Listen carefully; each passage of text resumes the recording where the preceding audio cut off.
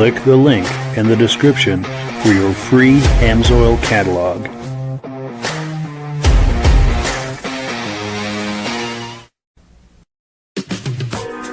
Before we get started, I'd like to give a quick shout out to some of our friends. The Eastern Snowmobile Racing Hall of Fame. Search for them on Facebook. Central Minnesota Pond Racing, some of the best vintage snowmobile racing in the Midwest. Crane's Snowmobile Museum, 172 Main Street in Lancaster, New Hampshire. The Vintage Snowmobile Club of America Quarterly Magazine. The New Hampshire Snowmobile Museum at Bear Brook State Park in Allenstown, New Hampshire. The Benadim YouTube channel, some of the best vintage snowmobile videos on YouTube. Ben's Vintage Mini Bike Podcast, the second Sunday of every month at 8 p.m. Eastern Time. The Muscle Car Show and Tell Podcast, every Wednesday at 9 p.m. Eastern Time. Second Chance Upholstery and Automotive, custom snowmobile and automotive upholstery in Derby, Vermont. I am your independent Amsoil dealer. Click the link in the description for your free Amsoil catalog. Lastly, if you decide to advertise with the Vintage Snowmobile Podcast, this could be part of your advertising message.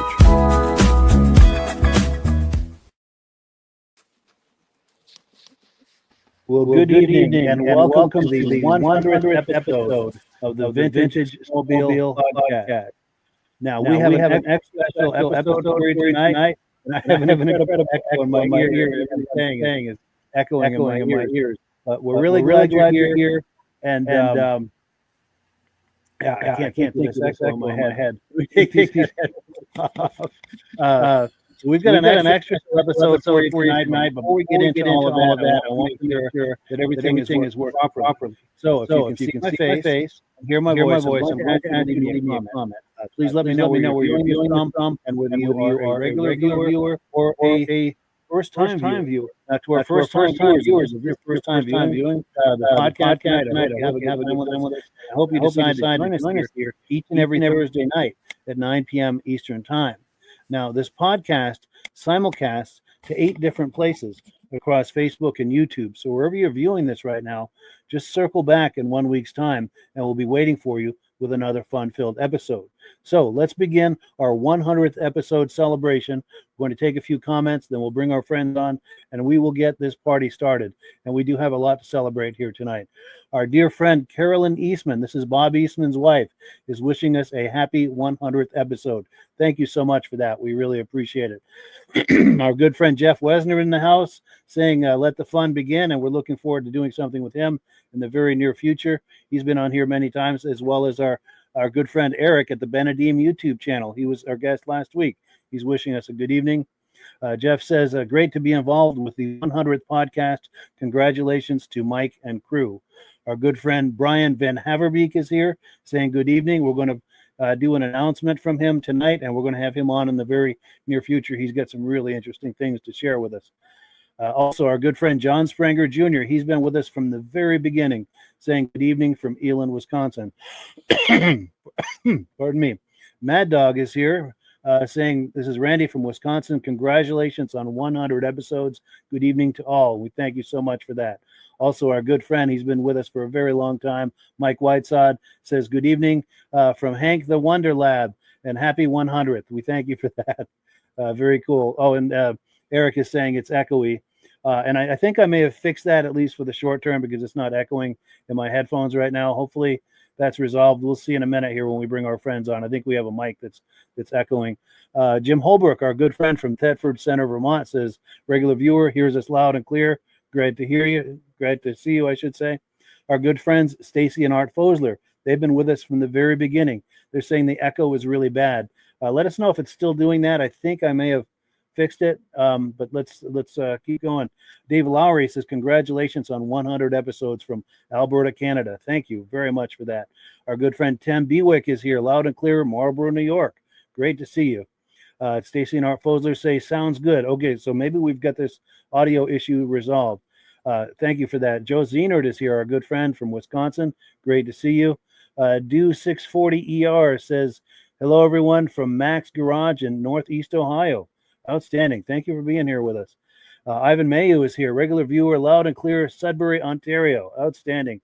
Jeffrey Kuntz is here, fourth time listening. Glad to have you here, Jeff. This is great. Our good friend Steve Woodward is here. Great job, guys. Nice to see you. Also, our good friend Brad Grenier is here. He was here just a couple of weeks ago from Watoma, Wisconsin, saying congratulations on the 100th podcast.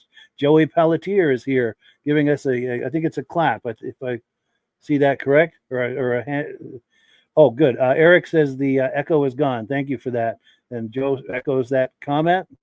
Isn't that ironic? He echoes that the echo is gone. You can't get better than that when it comes to wordplay. Charles Lane says, Charlie from Minnesota, hope for 100 more. Thank you, and we do too.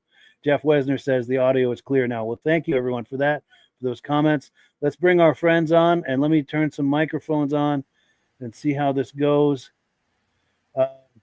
Gentlemen, how are we doing? Now, we've got Rob on here twice, I think. That might be the audio issue. And Rob, how are we doing tonight? Can you see us, hear us?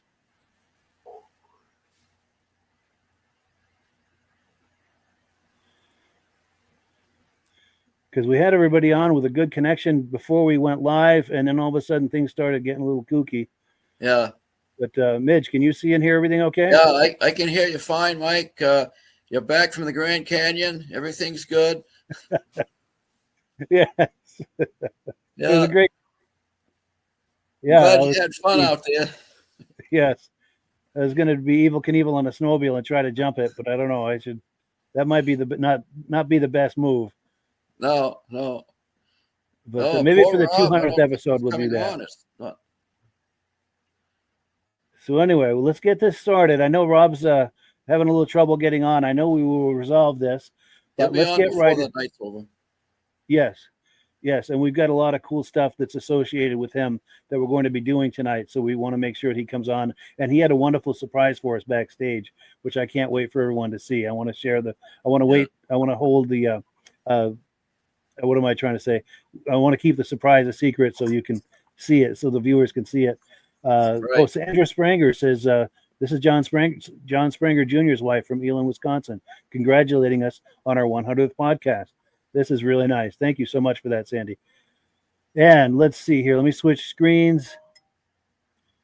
So I've got this banner. I don't have it in order because I have so many video clips tonight. We're going to go easily into the second hour, but I'm going to set up the first video clip here. We're going to start with a video clip from the Pittsburgh, New Hampshire ride. A lot of people were requesting this. Let's see. Oh, here we go. Rob, how you doing? Rob, there he is. Can you hear us, Rob? Can you hear me? And if you know, just above his head, look what he's doing. Celebrate our 100th episode. You have an echo again, Mike. Yeah, we're having a little trouble with the audio. Yeah, I think it might be on Rob's mic, but I think he's working on it. Well, let's play this first video clip, and we'll try to resolve that behind the scenes. I'm gonna close his mic so it's not echoing. Sounds good. But this is our good friend Ray Lacasse hosts a vintage snowmobile event. It's a nice ride up in Pittsburgh, New Hampshire every March. And a lot of people were requesting this when I was putting it out there. Let me know what video clips you'd like to see. A lot of people asked for this. So let me cue it up. We'll take a look at it, and then we'll get on the other side, and we'll react to it and see if we resolve these audio issues.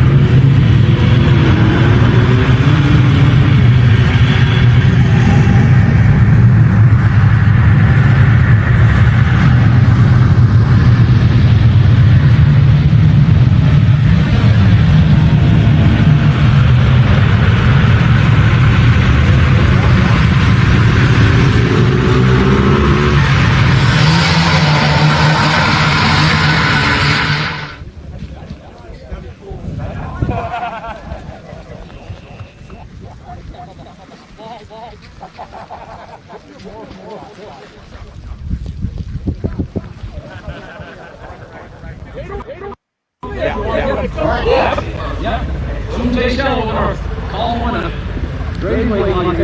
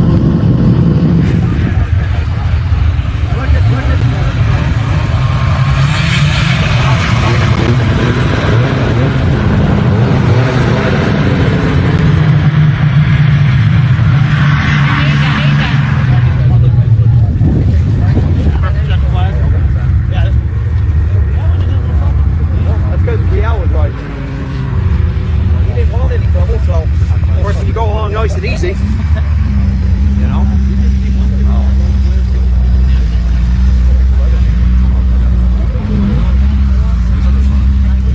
He said it's fun.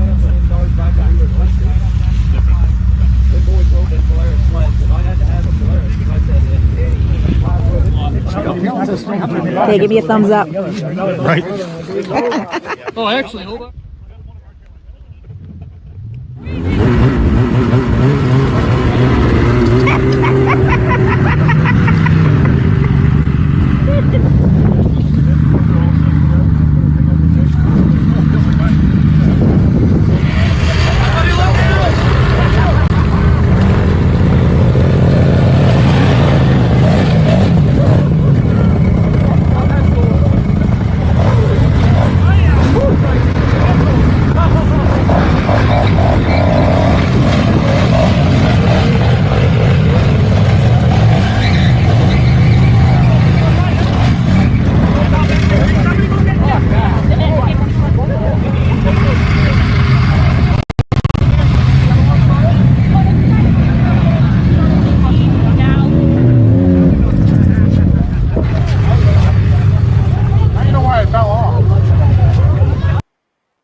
So yeah, good times right there in Pittsburgh, New Hampshire. Early March, I think in 2022, our good friend Ray Lacasse hosts that event.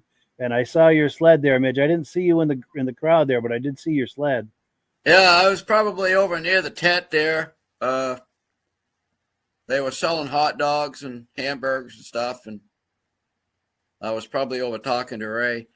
Sure. Yeah, they got it. There it is, number 25. Right Yeah. there. Yeah, it's a tribute sled to my friend Mike Beatty, Nice. who passed away. His stock car number was 25. So, and as a lot of people know, this sled was redone by Mark Belanger back in, I think, 2018 or 2019. Sure. And it was originally a 77 TX, and then it's turned into a 1975 snow sled. Yeah, that's pretty sharp. And it looks even nicer in person. And I think Rob is with us. How are we making out, Rob?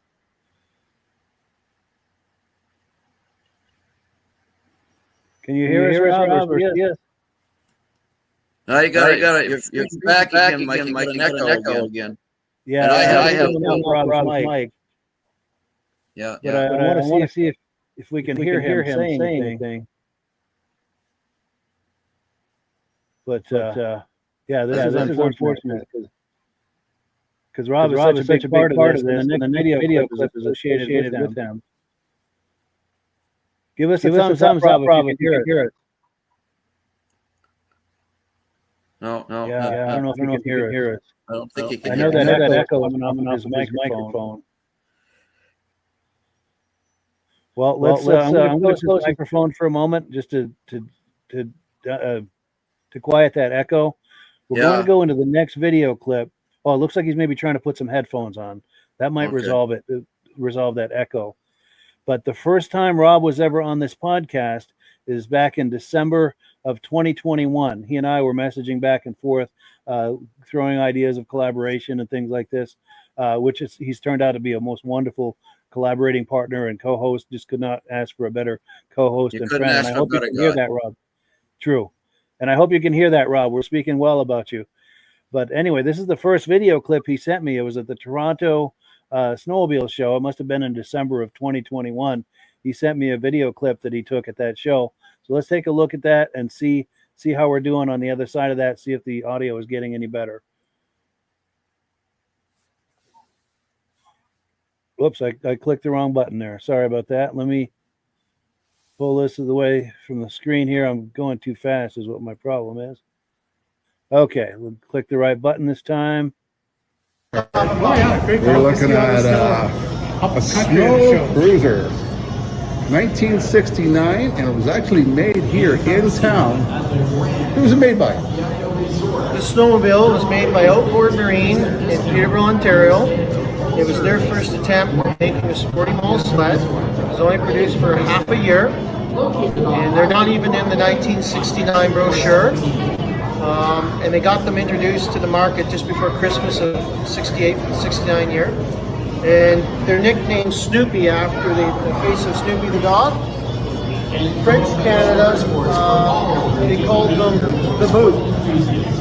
Oh, yeah. And because of their unique shape. We're finding out stuff about them all the time, and we don't know what production numbers are, but there aren't a lot of them, let's say. A collector up in Eganville just a few weeks ago got a hold of me and he said, "Is your Snoopy got a sticker underneath the right side grill?" I said, "Well, I've had the hood off, but I've never really paid attention." Sure enough, he said, "Yeah, there was a sticker there."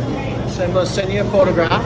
I've had it reproduced, but you can't get to it here right now. But it's a can bar. So I called a chap I knew that worked at Outboard Marine and in the offices, and I said, "Ron, does can bar mean anything to you?" He said, "Yeah, it stood for Canadian Barrel." I said, "What are you guys making from Canadian Barrel, eh?" He said, "Well, by the time we were into snowmobiles," he said, they used to do a lot of boat manufacturing. We supplied Evinrude and Johnson Motors for them. He said, "What are you working on?" I told him about Snoopy here. He said, "They made the hoods." Oh, yeah. So that's kind of a neat story. And I had another chap that stopped by here today whose dad worked at Outboard Marine for 30-some years. And he said, "Did you ever hear the story about a Snoopy being sent down the Mojave Desert?" I said, "No." He said, "Well, my dad worked at Outboard Marine and he brought it home in pieces. I guess R&D had it or something. And make this disappear, you can have a snowmobile kind of thing, I guess." But anyway, he said they put extensions on here and they put long skis, and the idea was, I guess, to take them down the Mojave Desert and test it out, evaluate it, fill up the gas and just let her go, and then they drive out to see where she finally parks. And they flew her back home. He said, "We've got it, we still run it." Really? So it doesn't have the big skis on her anymore, but so yeah, they're unique or funny looking little machine, and we don't know a lot about the history on them, but we're finding out little bits and pieces as we go here. Is this a Snoopy snowblower made by the same company? Yeah, Outboard Marine made Pioneer chainsaws. There's a business card. Yeah, and they made the Lawn Boy engines and the Lawn Boys, and then they were also into snowblowers for a while. And the motor, the old Iron Horse here, is off the Lawn Boy. The wheels, the handlebars are all off Lawn Boy. Yeah, it looks like a Lawn Boy parts. It's got little skis. And the one I'm looking for, but I've actually never seen it in person, is 1958, they made a snowblower. It's much like this one, but they called it a snow cruiser. And I'm told they were the same baby blue, but I've never seen one in person. Yeah. Well, the machine's in nice shape.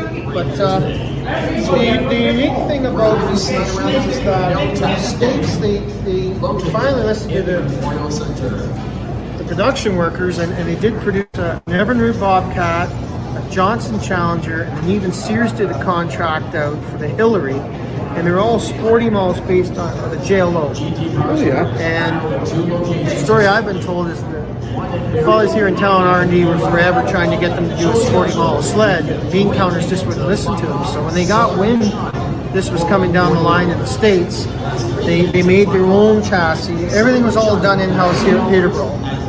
And ironically enough, this was the chassis that would eventually be used from here on in. Oh. With the twin headlights. Yep.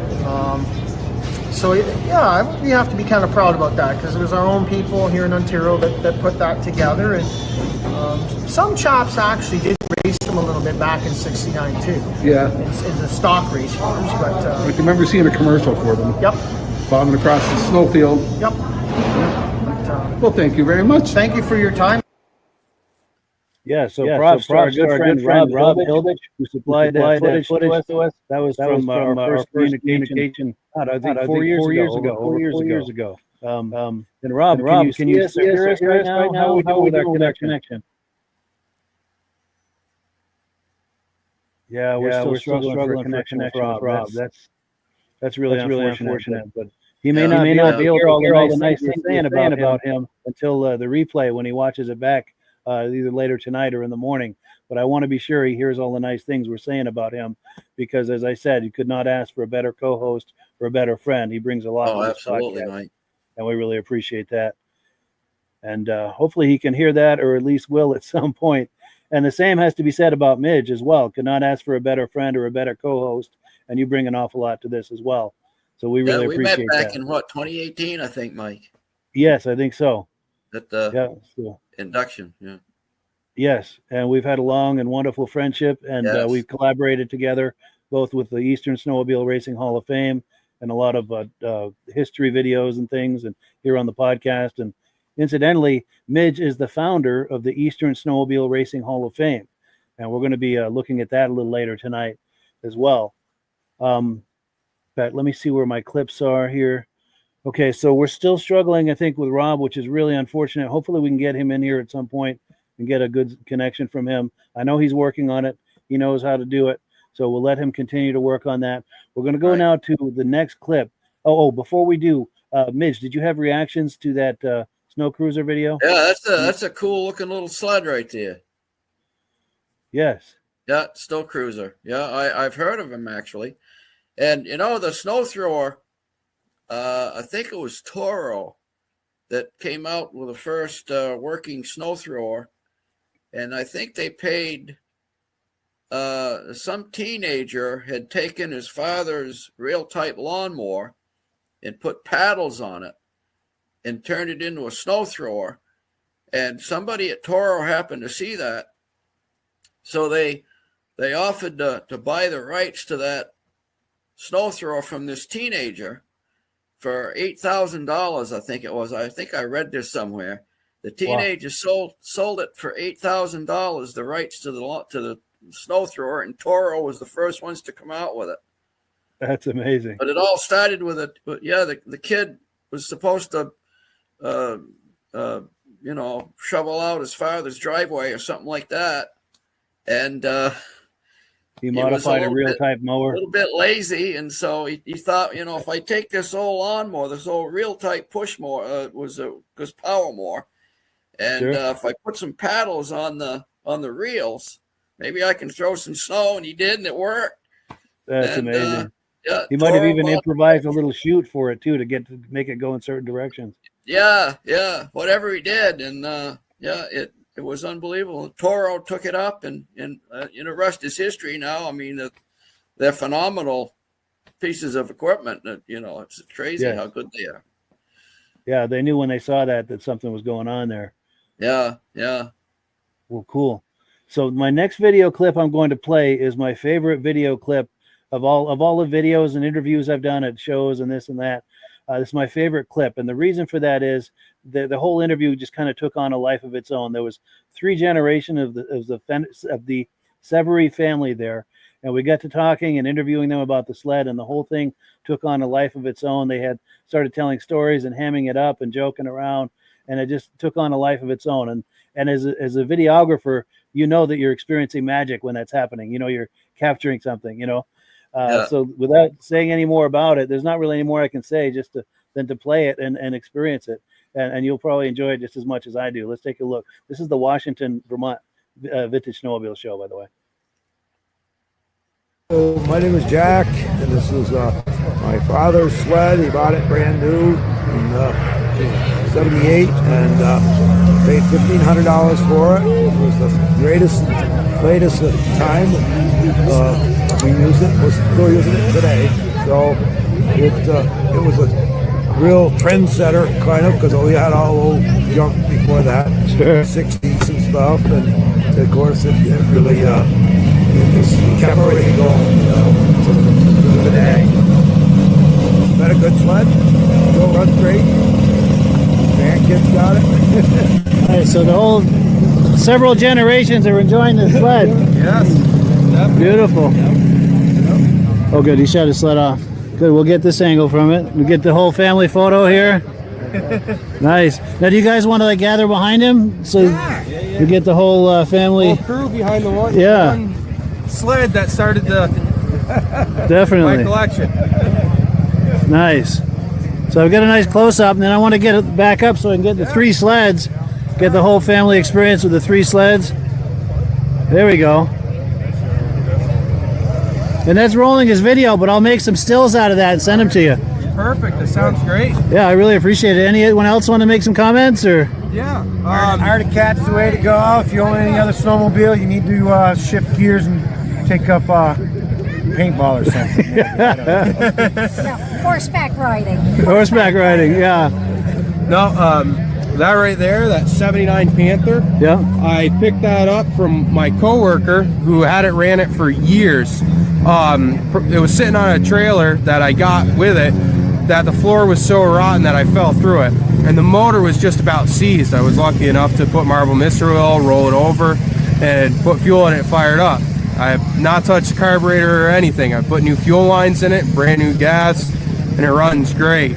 And one of the stories that my coworker was telling me about that sled is that when he was a kid running it around, him and his brother would stack up cinder blocks and put plywood on top of it and jump a 2-lane road with that sled. With this very sled. And that's the third hood that's been on that sled. It's been ran hard, and hopefully this spring, Suicide 6 with their hill climbing vintage snowmobile show, that's going to be on the hill climb comp. Nice. Maybe the race too, depending if they do it. That's cool. Oh yeah. If that sled could talk, huh? Oh, it's had a long life. Nice. Well, at least you're here to talk about it. You know? Oh yeah. That's awesome. Go ahead. And then this 77 that I have, it was my Uncle Steve's. I don't know the story behind that, but he moved out of state, far away, and so it was given to my uncle for storage. And then 2 weeks before the show, I actually got it running, had to pull the motor out, clean up the stator, put it all back together, and rewire the motor. And it's a great running machine. Haven't done anything with the carburetor either. Just sat before ethanol fuel. Wow. It's the main thing. Wonderful. Great Arctic Cat sleds. Absolutely. That is awesome. Any other thoughts before we finish? Oh, good. Vintage Arctic Cats. They are the best. My favorite anyway. Good deal. Well, thank you guys.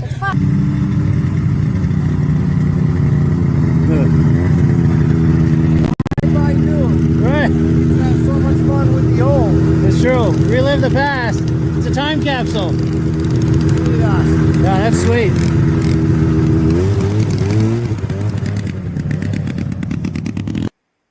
Hello. So yeah, good clean fun right there with the That Severus family. was. Yeah. Yeah. You know, and he talked about putting cinder blocks with a piece of plywood to jump the road. Yes, yes. No, there's a whole different ball game involved here with jumping the road on a sled with 4 inches of suspension travel versus today's sleds with a foot of suspension travel. There was there was a whole different genre there. Yes, the jump is great, but the landing is something else. Down. Yes. Well, let me check on Rob here and see how we're doing. Can you hear us, Rob? Can you see us? Hear us? Oh man, he's still struggling. Oh, that's unfortunate. All right. Well, we're gonna keep going. As much as I would love to get some of his input on this and participation, because he's such a big part of this. But we're gonna keep going. Let me remove this from the screen. Now, as I mentioned earlier, Rob is the founder of the Eastern Snowmobile Racing Hall of Fame, and I'm getting ahead of myself. Okay, the next clip, because it's really small to see these clips. The next clip is something, though, that Midge and I did together, I don't know, 4 or 5 years ago at the Lancaster Motel.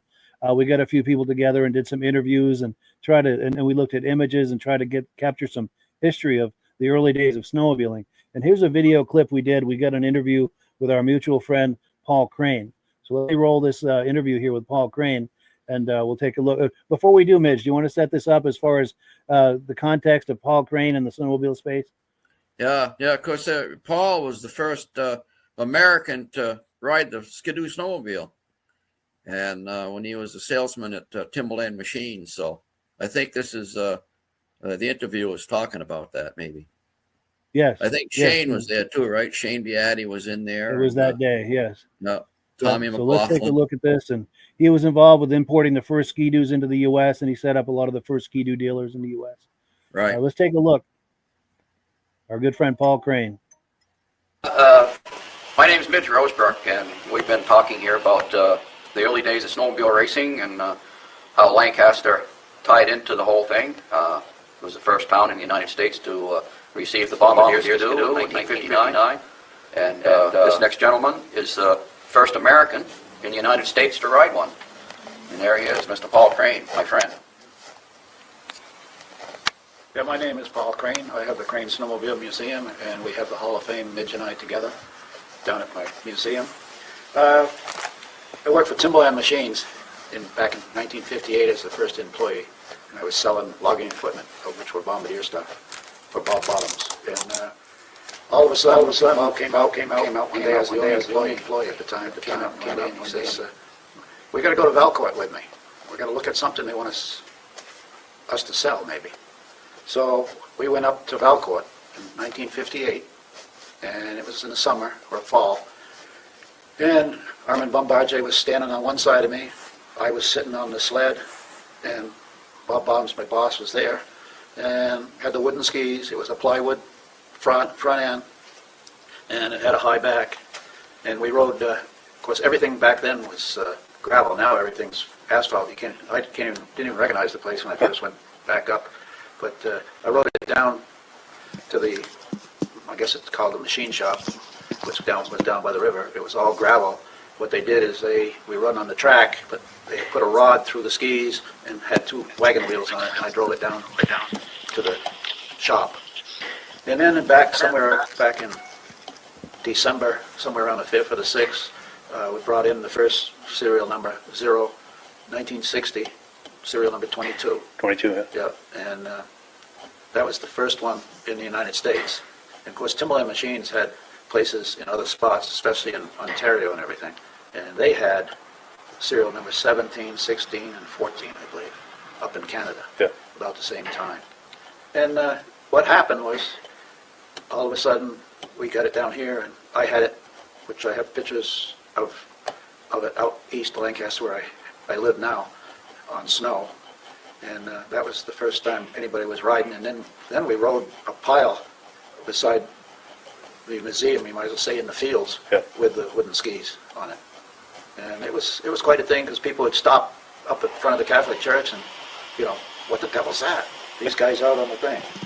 So then in the JCs, I was a JC because I was young then, and I believe it was 62.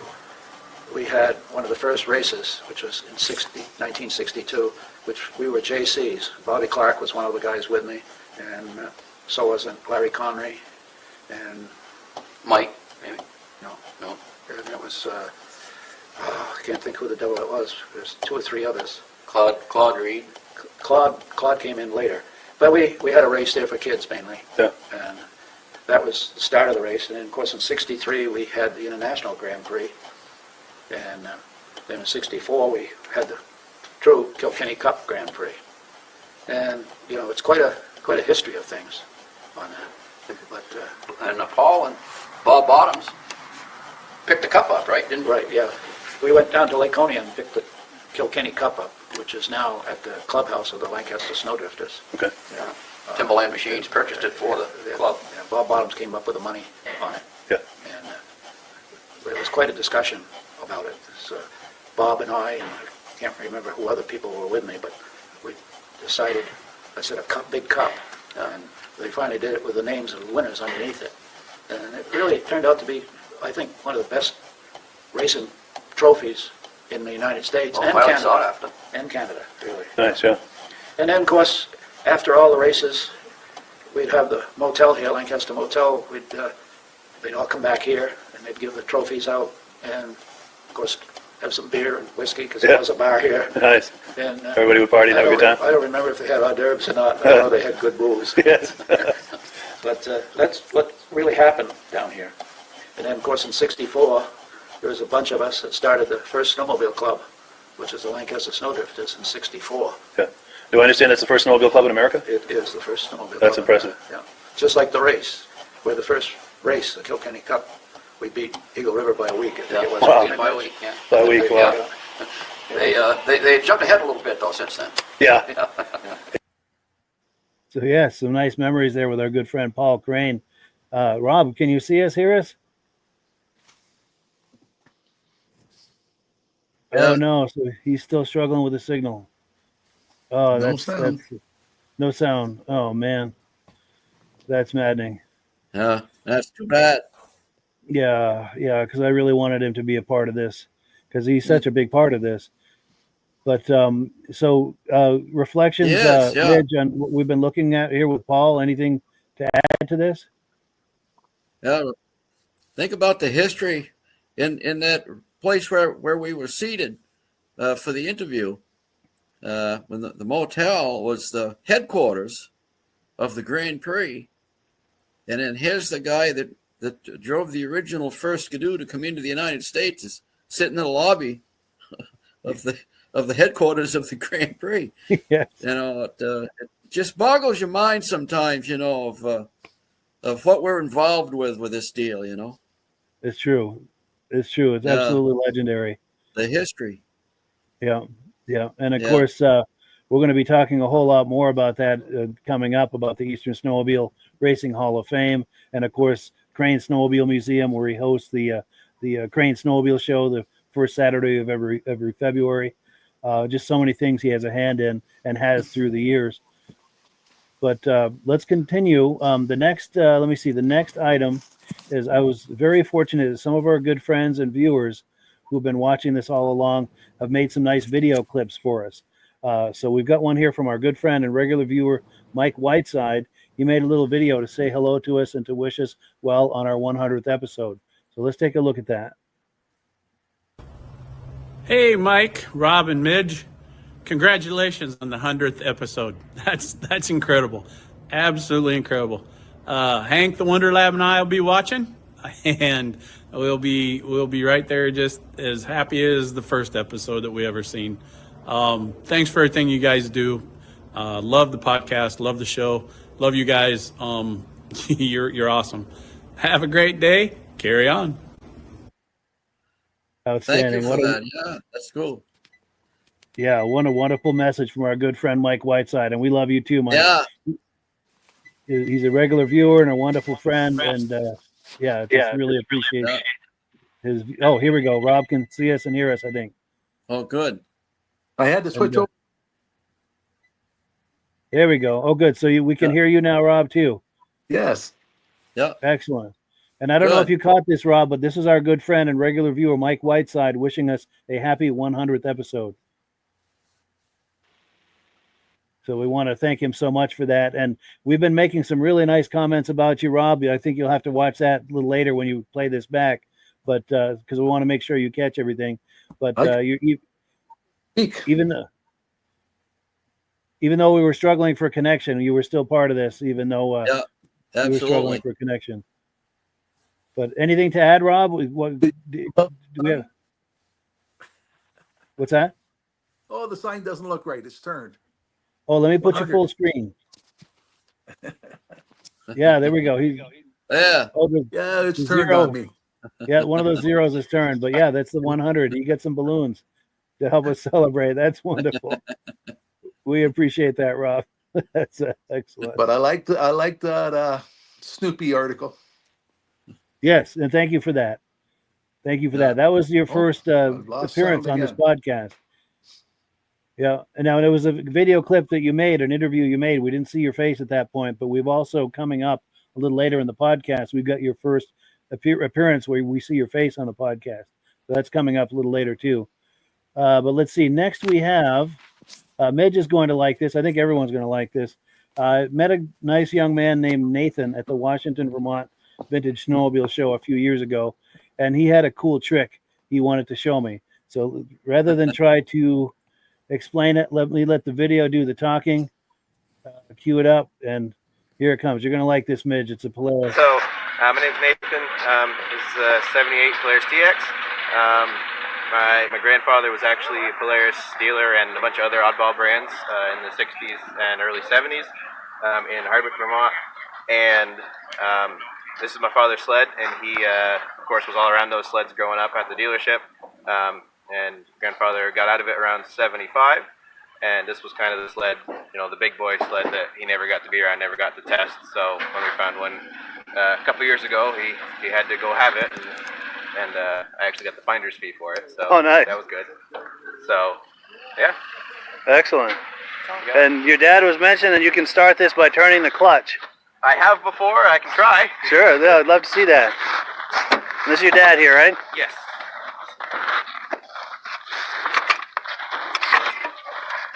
I should probably be on this side then, huh? Grab them notches right there. Wow, that's cool. Easy. That's awesome. Cool.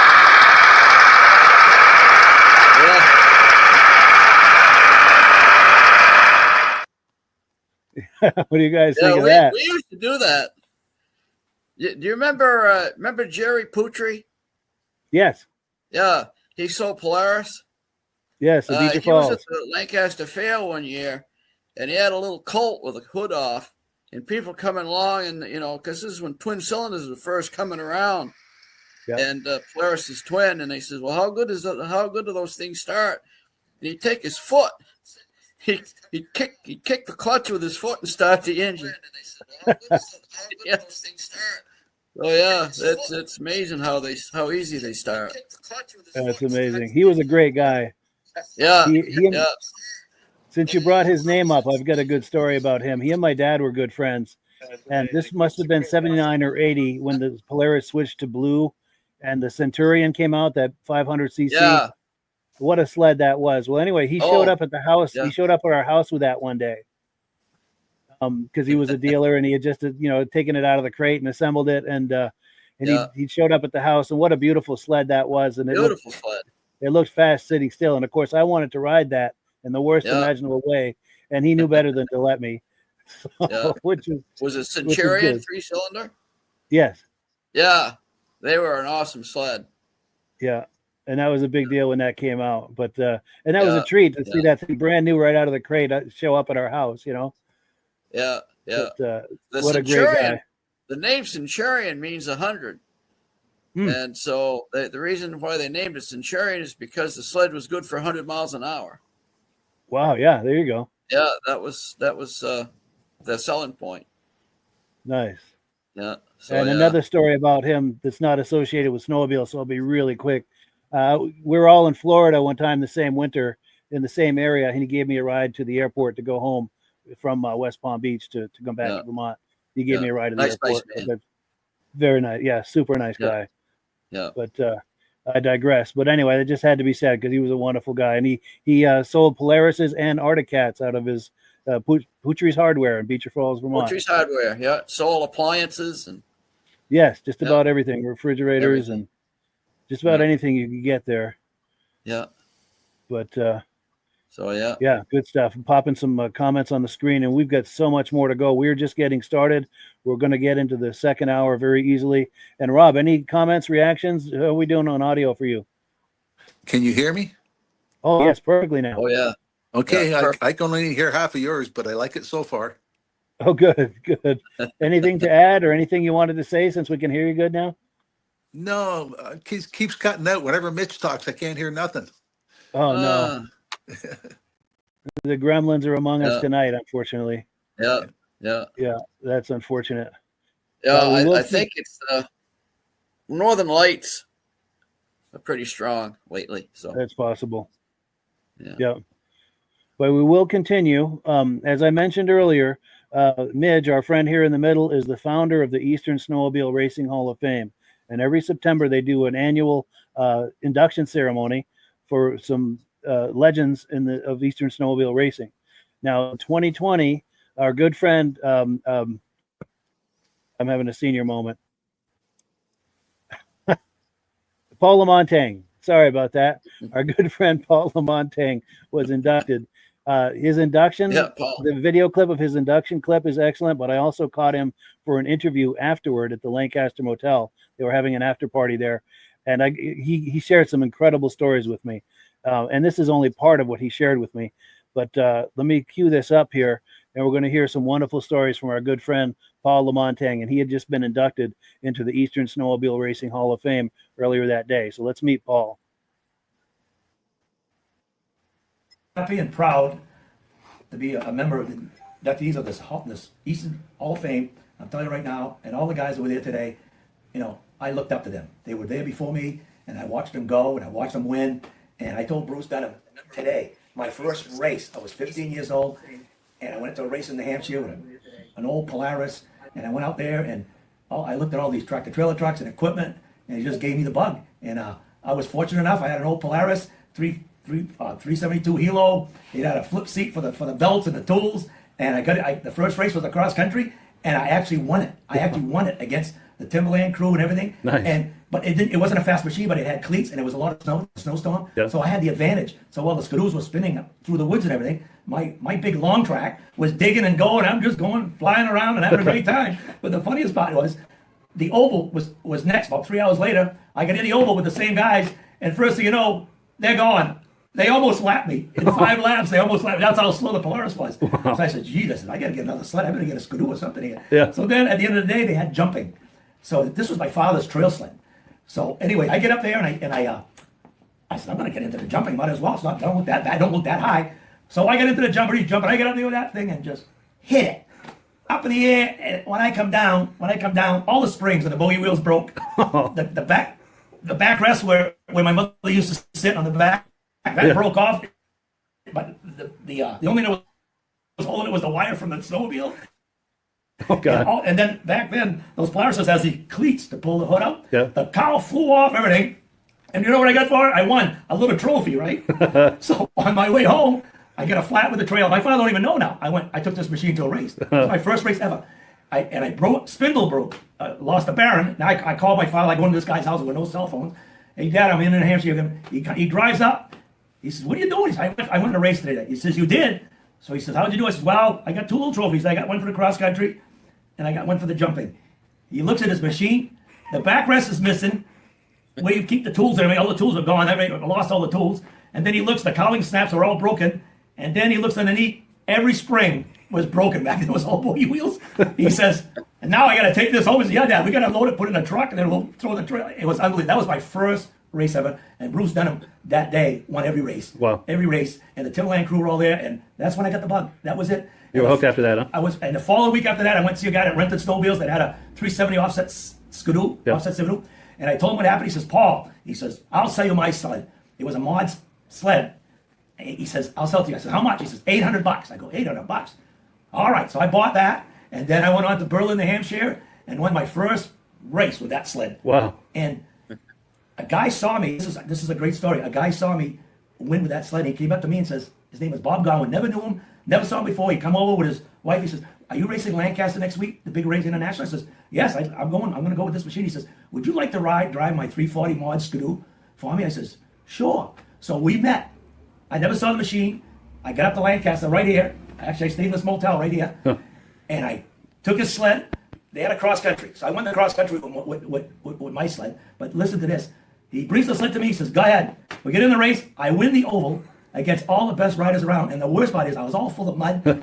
with 2 laps to go. I was in the lead. My throttle broke, but back then the carburetor is right in front of you. So I reached down and just ran the throttle with one hand and rode and finished the 2 laps with it. And from that day on, believe it or not, I gave him the trophy. I got the money. I never saw that man again. Wow. Ever again.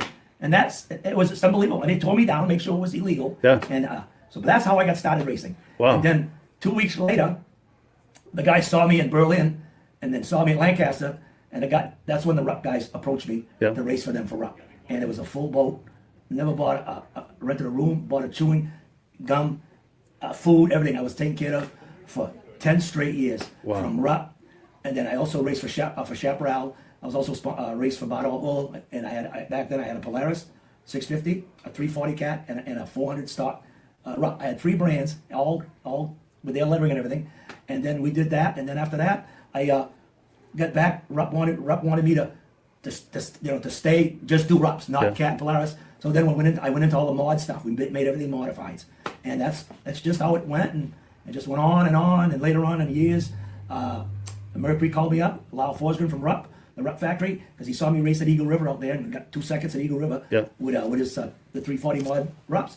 And he says, Paul, I'm working for Mercury now, and I want to send you 2 sleds from the factory. I want you to race for us, to be the first Mercury's to hit Maine. And they said that to me, and it was unbelievable. It was just, those sleds were just so fast, so ahead of everybody else, that it was unbelievable that I never lost a 295 mod or 400 stock a race the whole winter, not even a heat or semifinal. It was like ridiculous. And the worst part is, I got to say this, I only used 4 belts on 2 sleds the whole winter. Wow. It was amazing. I do all my own clutch work back then. The first year I didn't even have a mechanic. Wow. You didn't need one. The sled was so unbelievable. All I do was lube my clutches, and that's it, and get my steering down and my studding. Yeah. It was unbelievable. And then in Boonville, if I wouldn't have got hurt in Boonville, I would have liked to have been gone to Eagle River, because I was favored to win a couple of sleds. And there was nothing. It's not like they were close races. They were like slaughters. The machines were so much faster. Yeah. And then I took that year off the heel and came back. And Dick Lane out of Good Oliver Road, he says, Paul, you want to go back in the race? I says, makes no difference to me. He said, well, I got a couple of sleds for you. Then they came up with the 250 and the 440s. And we took that up to Jaguar. Everybody came up from everywhere. Even Brad Hollins was with me. He raced 3 classes against me. Yeah. He won 1 and I won 2. And that's how we met and became friends. And it was fantastic. And then I won 5 out of 6 features. And people looked at me saying they never thought I'd ever race again, because I had to take a whole year just to heal my legs and my shoulders and arms. But I went on for 6 more weeks and I retired in Lancaster, right here. 12 years when I first started. How's that? Wow. I retired on a Saturday. I didn't even stay for Sunday. I retired on a Saturday the day I started. I says, this is it. I'm done. I had another child coming. I was building a house. I had a fuel oil business. I just didn't have the time anymore. Yeah. And I says, this is it. So, but after that, between you and I, I've been still snowmobiling for the last 22 winters. Nice. There we go. Our good friend Paul LaMontagne. Anything you want to add to that, Midge? Any reactions One of the to that? best. Yeah, well, and doesn't that prove, you hear people say, well, that guy's, look what that guy's running for sleds. Look at the backing that he's got. No wonder he's winning so many races. When you're good, like Paul LaMontagne was, you can win on anything. Yes. He proved it. He went on any brand. That's because he was a good driver. Yes, and even sometimes if you have a lot of backing and you got money behind you, it makes a big difference, but not always. Yeah. Not if and even he's talking about driving the sled with one hand and working the carburetor with his other hand. Yeah, because the throttle cable was broke. Think about still doing that. well. A lot of people would have pulled off. The attention of, yes, and that's what got the attention of the manufacturers, I think. Yeah. So no, Paul was one of the best for sure. And I tell you, if you're out with Paul, you're going to have a good time. Yes, he is a lot of fun. Have a good time. Absolutely. And we've got some great comments coming in, and I want to check. I almost think I have a picture of you and I and Paul. Do I have that handy? Yeah, I got a picture with Paul. No, Paul's not in that. I'm sorry. But yeah, we've had a lot of wonderful times visiting with him, because he comes to the Eastern Snowmobile Racing Hall of Fame induction ceremony every single year. He's been going to that at the beginning. Yes. And Elaine is wonderful too. and she Yes, takes she a lot is. of images for the She takes for a the lot of event. images, a lot of photos. Yeah, Yeah, yeah, good just stuff. wonderful friends. Yeah. Well, cool. So let's keep going because we're just getting started. We're going to get well into the second hour here. Okay, next up, we've got a video clip. We've had, if anyone, speaking of RUPs, that's a perfect segue. Anyone who's familiar with RUP, Bill Stull is the household word, and he is the RUP guy. And we've had him on the podcast many times. We've also had him on the Muscle Car podcast that we do. Here's a video clip. I think probably the second or third time he came on the podcast. Rather than try to set it up, I'll just play it because it kind of speaks for itself. Let's take a look. Oh, I clicked on the wrong button again here. Let's try this again.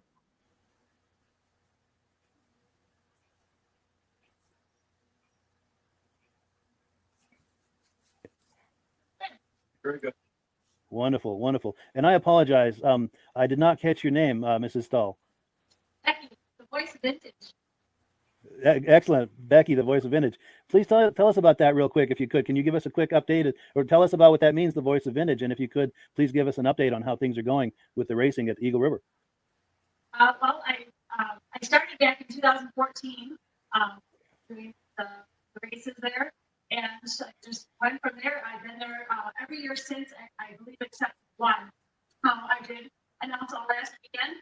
There was 51 entries initially for the WC race, and then there were 6 buybacks for time trials, and then there was 72 scheduled races just for Friday day alone, and 19 races for the Friday night lightning, and then we had 58 races on Saturday and 29 races on Sunday. So it was a full weekend of vintage racing.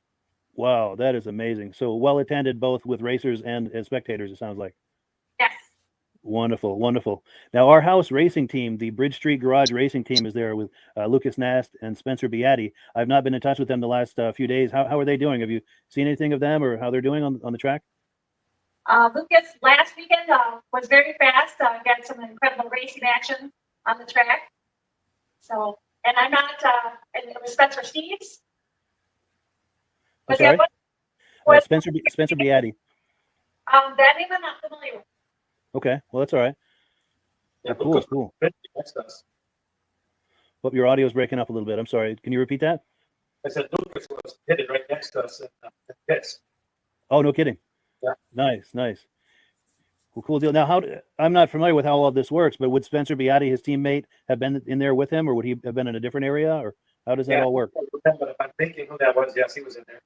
Oh, good. Well, good. I'm glad to hear that things are going well over there. Now, everyone is intrigued about this snowmobile that's sitting in front of you. In fact, if anyone on social media that enjoys vintage snowmobiles has seen the images of this sled going viral. Tell us, Bill, what are we looking at here? So this fall we had a team meeting with me and my guys. We got Will Stoll over there, Madam Claire over here behind the phone, and then Becky and my daughter Kim, who's not here. But we just had a team meeting and we decided to build a new sled. So I said, let's start early, and so we're done early in case we get early ice, which, you know, it happens at times. Early December, we could already be testing. So that was our plan. Well, that all came to a screaming halt the week of Thanksgiving. My whole shop got COVID. Well, we all got through COVID just fine. And but right at the tail end of our quarantine type stuff, I got some pressure in my chest, didn't think nothing of it, and, you know, just being, you know, Mr. Tough Guy type stuff, and I'll get better.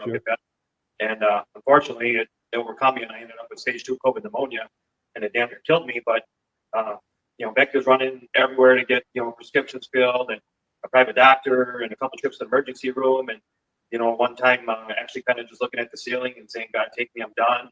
I mean, the fight is horrible with this virus, and but you know, it wasn't my time, and God had other plans, so I made it through. And unfortunately, at that point, I lost a lot of lung capacity, a lot of strength, and luckily I'm very healthy. I always lose the weight, right? But I'm very healthy, and I recovered. My doctor told me that I have to be the fastest recovery guy that's ever happened. She says, "This is either modern day miracle or you're not human." And I said, "Well, I know I'm human because I cut myself and I bleed, so I'll go with the modern day miracle because that sounds pretty cool." But anyways, when we got done with that, now we were really far behind. So I got on my treadmill and started treadmilling to get my lung capacity back and started lifting some weights, and, you know, and then we're, you know, first and foremost, I'm a body shop, restoration shop. That was first priority to get that going and get, things back in order, which it was. And then at nighttime and weekends, we're working on the race sled and trying to get ready for Ironwood. Well, then we decided to, hold back and test. And then when Eagle River came, I had a serious talk with my doctor and told her exactly what it's like running a 440 class. And if I did my math right, from start to finish, from time trials to the end of the race, if we make the final, which is 10 laps, I think it's like 27, 28 laps. And I told her it's supposed to be bitter cold. And then she said, no, absolutely not. She was afraid that I could walk out with COVID pneumonia. But then I told her I had. So I accepted that. And I said, okay, we're going to miss Eagle River. But I have a 250 Supermod, a 76 rub Magnum. And I said, I could run that though, because just last weekend we were on the ice all weekend. And she says, what kind of sled is that? And I said, well, it's only 250. And I said, that's like riding a garden tractor compared to riding this thing. So Sure. she said, well, if you think it's okay, she says, go ahead. So we ran Eagle River and I got second. I've been kind of making a joke about it. I ran out of talent on my tune-up, but kudos to Aaron Reuter. He won the race. I mean, he ran his race. He was running great. He won. He deserves it, and we'll just keep on tuning in. I'm sure we'll get him by the end of the season. What a beautiful sled. Yes. Yeah, and a wonderful guy too. He's been on the podcast many times, and just a great guy, very accomplished in so many areas. Yeah. Yeah. And Very cool. he can make them go. Yes, he sure can. Yep. Yes, and his car restorations are just as beautiful as his snowmobile restorations. Yeah, I saw that beautiful about a 1960 Ford sitting there. Yeah. Yeah, was that a Starliner? I almost think it's a Starliner. Yeah, I'm not sure. I don't know if it was a convertible or a hardtop. Yeah, but it looked I'm not like sure. about a 60 or 61. Sure. Yeah. Sure. Yeah. And while I'm thinking of it, I wanted to do this earlier, but I'm going to do it now. Our good friend and viewer, Brian Van Haverbeek, he's a kitty cat collector extraordinaire. This is one of his recent acquisitions, and he's going to be on in the coming weeks to do a deep dive on this. I'm sure he restored it. He does amazing restorations, so I cannot wait to have him on here in the coming weeks to tell us all about that, as well as show us his other kitty cats as well. He's been on the podcast a few times as well. Wonderful guy, wonderful friend. I saw that on the screen here, and I didn't want to miss that, because I promised him we would make a mention of that on the podcast tonight. So up next, we also, this is our 100th episode, but Midge and I also do some history stuff on the occasional Sunday night. So if you count that, we're well over 100 episodes. Now, this clip we're about to look at is from one of those history episodes.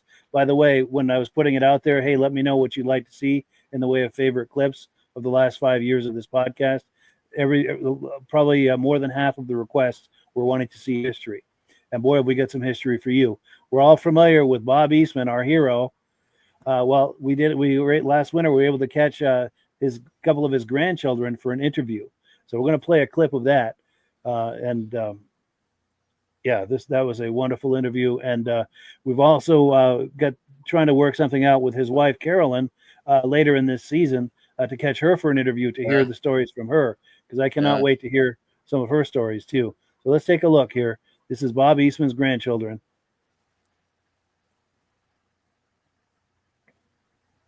So let's continue the conversation. Now we're going to get into kind of a deeper dive with the Eastman family. We've got Amy Will and her brother Ryan. We're going to talk about memories of Bob and just snowmobiling. And we'll just, rather than me try to describe it, let's play it and get your popcorn, everyone, and sit back. We're going to have a good time here. Now, would he have stories of his great grandfather? Or maybe. Do you remember much of Papa? Yeah, probably more so when he was in the hospital. Kind of, I'd say at the end of Papa's Alzheimer's battle and everything, but in the nursing home. We went to the nursing home quite a bit, and so they'd look at fish or something while we visited with Papa. And so yeah, the fact that that was 12 years ago that he was a preemie baby, so 5 weeks early, and my grandpa was not scared to hold him. A lot of people weren't, but Papa was pretty proud. So, wow, that's amazing. Now he's 12, and I don't know, there's something else. A little stinky. They're eating pizza downstairs. Yeah, he's working on it. Do you ride snowmobiles at all? Yeah, kind of. When there's snow. Yeah. Sure. Again, we have such a snow problem still. So yeah. The trail around our farm catches some snow, so they can ride like the 120. But I used to ride them a lot until I got in a crash with my cousin. What? Uh-oh. Jordan, he flipped it on me. Yeah. That happened at my parents' house. So we shouldn't remind Grandpa of that. Once there's a second sled, then the racing starts, right? Absolutely. Yes. But no, they've had a lot of fun with the snowcats and everything. That's cool. And then Ryan has a 3-year-old. Wait, I think that's right. Yeah. And then my other brother has a 4-year-old that kind of meshes with all mine too. And they'll all be riding the little 120s here in not too long. Yeah, that's cool. It's good when the cousins are fairly close in age. They can have so much fun together. Absolutely. Yeah, I was fortunate to when I was a kid. Most of our cousins were close in age. Yeah. There he is. Ryan, how are you? Good. Good. Amidst all the technical difficulties, so that's all right. All good. But yeah, you look good. You sound good. Good lighting. Yeah, I appreciate you coming on. Yeah. So I was talking to Amy earlier. I've got a question I'd like to ask the both of you, and that question is this: at what age were you when you first began to realize that your grandfather was a celebrated person in the snowmobile community? What was it like at the time, and what was it like all through the years? that's kind of a tough one. I think I'm the youngest of the crew as well, so I feel like you already have maybe a little more info from the older siblings. But I always kind of knew that Grandpa raced at one point. I didn't really know the level of it, but so the Polaris 120 when they were first making it. Developing it. Basically, we do a thing called PQV, like product quality verification, while they sent these home with the employees' kids. So in our case, our mother, Penny, Bob's daughter, had a couple of 120s at home. And that's like my first memory of like riding a 120 and being like, I'm like Papa. I'm going to rip this thing. And I was too young for I think Amy, it was you and Mark were supposed to be. My parents, they would just put me on the field and don't hit anything. But that's like the earliest memory. So I mean, shoot, I was probably 4 or 5. So I always knew Grandpa raced for a living, but I didn't know the extent, if that makes sense. But even on that first ride, it sounds like you had a sense that you were following in his footsteps. Yeah, well, and so maybe Amy mentioned this, but Papa was pretty very detail-oriented guy, and safety was number one. So there's a little bit of paranoia there too. I'm like, Papa's watching. Yeah, I messed up. Yeah, better do it right. So, but yeah, at the same time, I was like, I'm gonna show Papa how fast I can go. So a little bit of opposing motive there, but yes, absolutely. That's cool. And all through the years, Ryan, what has that been like for you as you got older and understood that legacy more and more? Yeah, I always looked up to Papa a ton. Honestly, maybe Amy mentioned it, but we knew him as more farmer Papa than racer, but we still knew he raced. Mm-hmm. And I always enjoyed, I think, earliest memories, again, like the 120. I think we got 4-wheelers, then dirt bikes, and then eventually I started racing motocross. And that was where the light bulb went off and doing my own reading of oh, Papa was a big deal. So, and he would never tell us that. Looking back, I'm like, oh, that's cool. I want to be like that. Yeah. Kind of, you walk the walk, but you don't have to talk the talk kind of thing. Yes. The old saying, discretion is the greater part of valor. I like that. That's good. Yeah.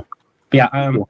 It probably took till honestly late high school for me, because in Roseau I think everyone's kind of oh, Polaris, it's every day, it's nothing too crazy. But then my first internship at Polaris, you start getting out of towners working at the plant, and they're like, oh, you know Bob Easton? And I'm like, because with last name Erickson, people don't always make the connection. Sure. And so it's kind of fun they pull back the layers, and equally I get to understand just how important he was to maybe someone when they were young. So it's been progression, I guess, just throughout life and working at Polaris. It's cool just to keep kind of taking my part too of I don't know, keeping that legacy up of hey, Bob Eastman, David Johnson, all these guys, they matter. As the company gets bigger, I think it's hard for that information to stay relevant all the time, but there's a lot of good people that keep it alive too, so it's fun. That's amazing. And what are you doing currently at Polaris? So I guess I'm an engineer by trade, but I'm a program leader is my title now. So I work on the Indian platform side. So never did the snowmobile stuff like Papa, but so currently I do the heavyweight, liquid cooled and air cooled stuff. So the Indian Roadmaster, Challenger, Pursuit, things like that. That is awesome. Very cool. And Amy, same question to you. Yeah, I've been thinking a lot about this, and like I mentioned to you before the interview, I'm like, I feel kind of oblivious to my grandpa's racing career. When I'd be playing in my grandma and grandpa's basement, we'd see the trophies down there, so I knew he was up to something. But I don't know. I think when you're a kid, you just assume that everybody's grandparents have big trophies in the basement. I don't know. But like I said, Papa was very into the farming, so to me, it was he'd be quizzing me on well, what's in that field? What's in this field? That was his love that I saw him living out then. And Papa was also so humble that, I don't know, he was always dressed in a gray pocket tee or a black pocket tee and driving his plain old farm truck that I don't know, for being so extraordinary. And same with David Johnson and Eleanor Johnson, they did some pretty extraordinary things, but were very regular, humble people. This is another great. That tells you a lot about his character for sure. Yeah, but I think yes. Yeah, ask your father. He's old. Yeah, we can say hi to him if he wants. I might scoot that one out. He wants to watch Okay, that's all right. They all want to be engineers, hopefully you guys and stuff. That'd be cool. But I think that, long story short, the time that I really realized how I don't know what a difference Papa had made in the snowmobiling atmosphere was when I'd met him or either rode with him to a snowmobile show that was in Badger or Greenbush. And I kind of just went to hang out because I don't know a lot about snowmobiles. And he's walking me around, introducing me to people that are there that I don't know, which it was fun. And he introduced me to that David and Eleanor Johnson. And I was like, wow, that's really cool. And they, again, were super friendly. I feel like they treated everybody the same. And of course, me being a rookie, not knowing anything, or maybe my grandpa, I don't know. He was just friendly to everybody. And I really took note of that and listened. He listened intently. Even when we were kids, we would ramble on, and I still tend to. But he was just very intense and intentional. And I saw that at that snowmobile event that day too. Yeah, some legendary stuff right there. Oh, What are yeah. your thoughts on that, Midge? Yeah, yeah. There was no bigger name in snowmobile racing than Bob Eastman. No bigger name. He was, he was the guy. And Amy looks Yeah. just like him. She does, doesn't she? Yeah. Yes. Yeah, they're good kids. Yes, for sure. A wonderful family. Yeah, really wonderful. And Yeah. we got to get Carolyn on sometime too. Yes, and I believe she's watching. She wished us a happy anniversary earlier, or happy 100th episode earlier. So I believe she's watching. Yeah. So, yeah, good stuff right she's there. done a lot for us too. She sure has. Yeah. She sure has. In fact, now that you mention that, I'm going to switch hats for that very reason. This hat came from Carolyn Eastman, and that shows how gracious she is, because she's of course their blood runs Polaris through to the core, but she knows I'm a cat guy. So during the next interview, I'm going to switch hats, because that means I have to take the headphones off and all this. Yeah. But in her honor, I'm going to switch to the hat that she gave me, and she's been just actually even more generous to you. Did you want to comment on that? She was so generous with us and with the Hall of Fame. Yeah. Unbelievable. Yes. Yeah. A wonderful woman. Wonderful. And a wonderful family. Yeah. Well, cool. Well, let's keep going, because we're just getting started here. We're going to go well into this second hour. During the first season, we had a wonderful episode, and I say wonderful because myself being a cat guy, my blood runs Purple Panther lube, or Purple Power lube. So there's a collector out there. His name is Robert Palmer, and he collects. If you remember, all of the clothing and accessories that Cat was making. They did it at a level that no one else was doing. It was wonderful. He took me on a tour of his whole house. He had it spread out across his whole house. He had been all day setting it up too. So we're going to take a look at just like 5 minutes of this. And for a cat guy, I was just in absolute heaven watching this. And at a certain point, I told him, if heaven's not like this, I'm not going. But let me cue it up here. And all the cat lovers here, get your bib on, because you're going to be doing some drooling watching this. Yeah. Waiting for it to load. Here we go. We've got our good friend, Bob Palmer. Let me get your mic on, Bob. How you doing, Mike? Bob? Good. How are you? I'm doing great. I'm really glad to have you on. Now, I understand you are a collector extraordinaire of all things vintage Arctic Cat from the early 70s. Wonder if you could fill us in on that. I do my best. I started collecting heavily about 12 years ago, and it just spiraled out of control. And next thing you know, I filled up just about every room in my house, and I'm still looking for more. That's amazing. You're my kind of guy. Yeah, I love that vintage stuff from the early 70s, especially the cat. There's something amazingly special about the cat paraphernalia. Now, I think you had a story about this jacket you're wearing. I wonder if you could tell me about that. This jacket that I have on now, it's the Icelander coat. This one here was still in the box, and we'll get to the other Icelander coats when we work our way up to the loft, because I really have a special one to show you. Wonderful. Wonderful.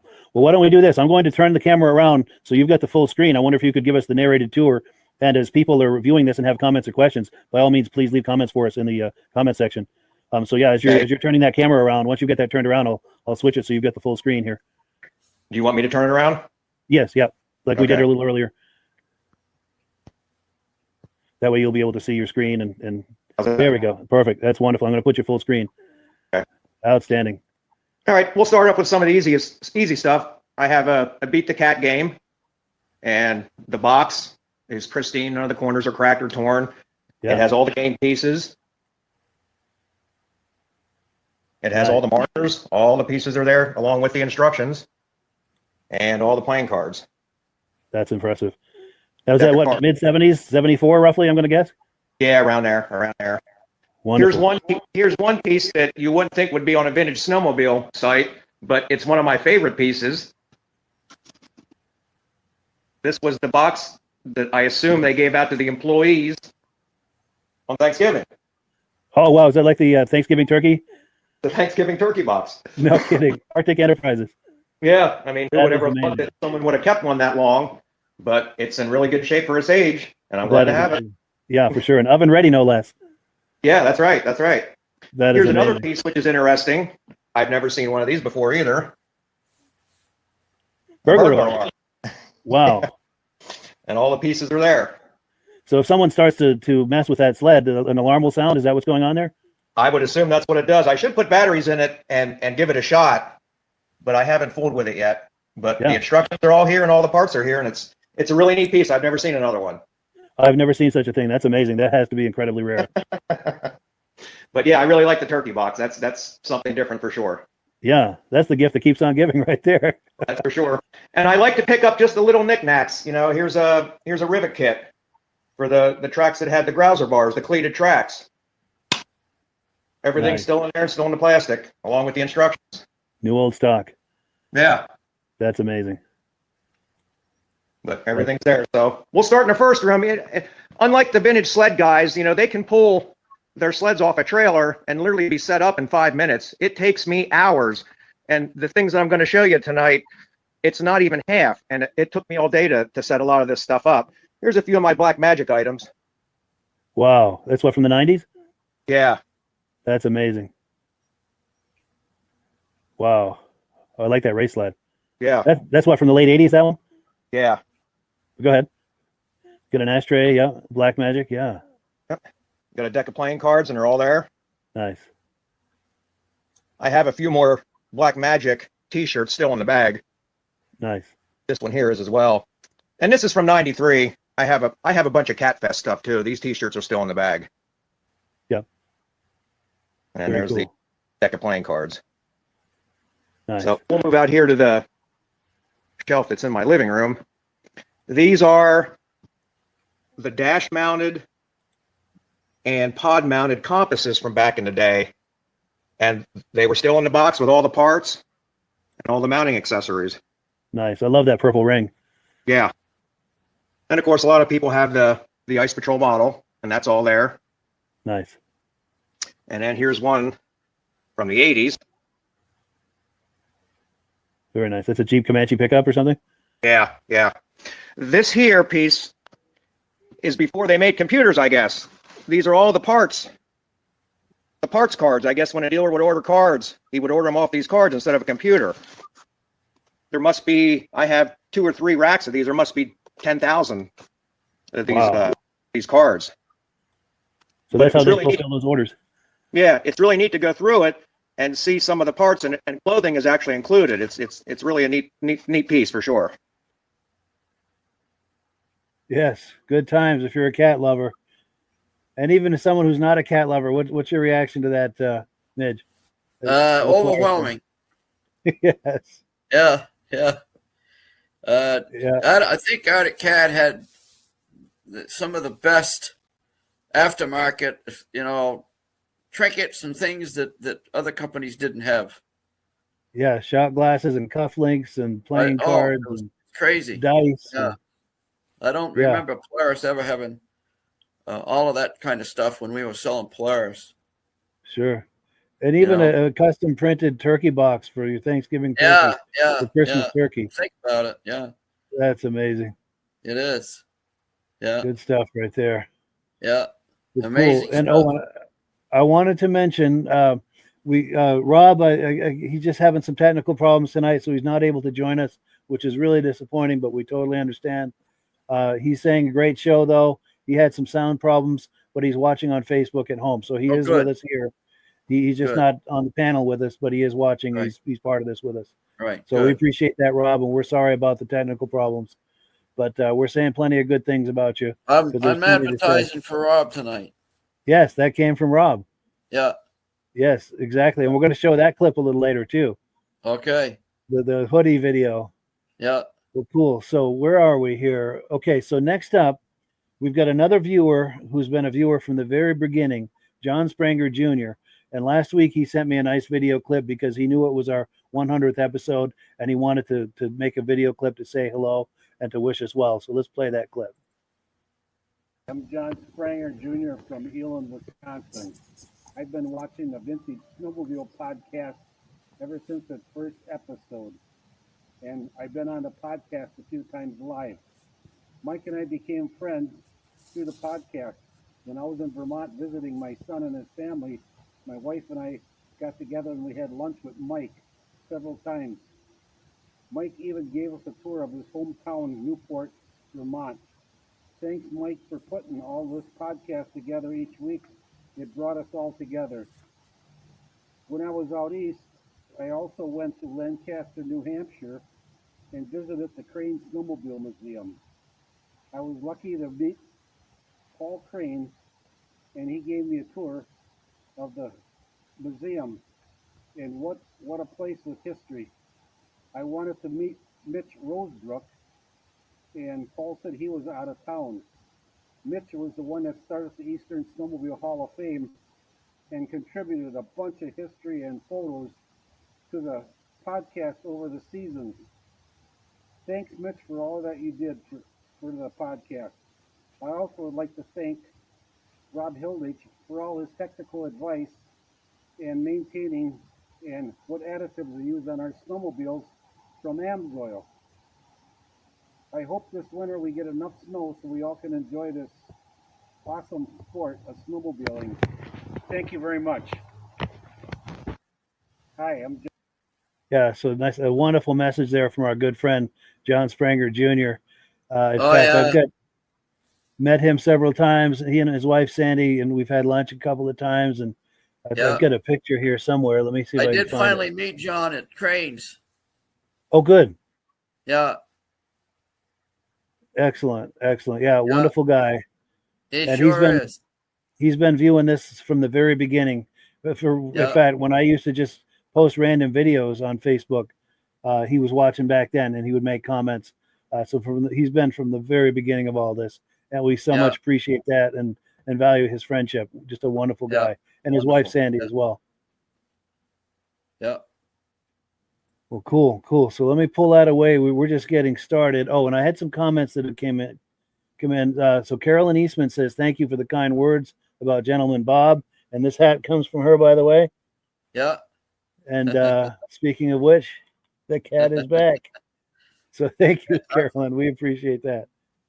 Appreciate your friendship and your generosity and your viewership and just all of it. I've got a Polaris hat here somewhere. Nice. So next up, what do we got next? Okay, so here's your friend and mine. This is someone you and I both very much look up to. We've had a lot of wonderful conversations about him. Rather than say who it is or any details about it to set up this clip, I'm just going to play it and let it happen, and we'll react on the other side because it'll all be self-explanatory, and this is a wonderful clip. So let's take a look.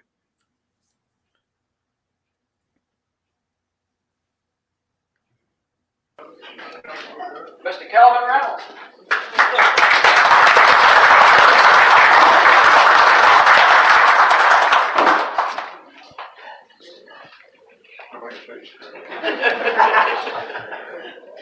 Inducted into the Eastern Snowmobile Racing Hall of Fame 2018. His very first race was at the 1964 Lancaster Grand Prix.